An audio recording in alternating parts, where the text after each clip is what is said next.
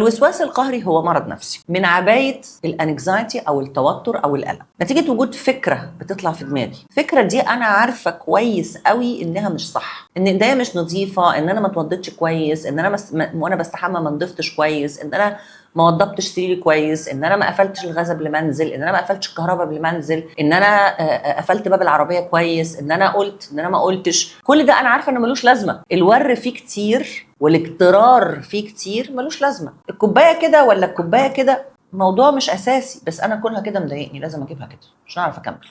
الوسواس القهري هو عباره عن افكار بتيجي في ذهننا بتوترنا جدا، عارفين انها مش صح. ممكن الافكار دي تيجي على فكرة، وممكن تيجي في صورة mental image، صورة ذهنية لحاجة بتحصل. ممكن تيجي في صورة حاجة أنا حاسة إني لو ما عملتهاش في مصيبة هتحصل. وكذلك ممكن يجي معاها أفعال قهرية، زي اقعد اروح واجي على باب العربيه 15 20 مره والاقيه كل مره مقفول، لمجرد ان انا لو ما عملتش كده في مصيبه هتحصل، انا هتوتر، انا هتضايق. زي بالظبط ان انا لازم يبقى الحاجه محطوطه بنظام معين على المكتب، لو هو مش بنفس النظام ده وحد جه ينظف المكتب وغير لي النظام، انا بنزعج جدا من جوه وببقى مش عارف اشتغل. دي الشخصيات اللي بنقول انها مصابه بوسواس قهري، افكار وافعال قهريه. ليه بنقول عليه قهري؟ لان الشخص بيبقى عارف ان هي مش مفروض ان انا اعمل كده، هو مقهور في انه يفكر كده او يعمل كده. وده اللي بيولد نوع من انواع التوتر النفسي، وبيخلي الشخص يستغل وقت كتير جدا في انه يبقى بينخرط في الفكره او الافعال دي،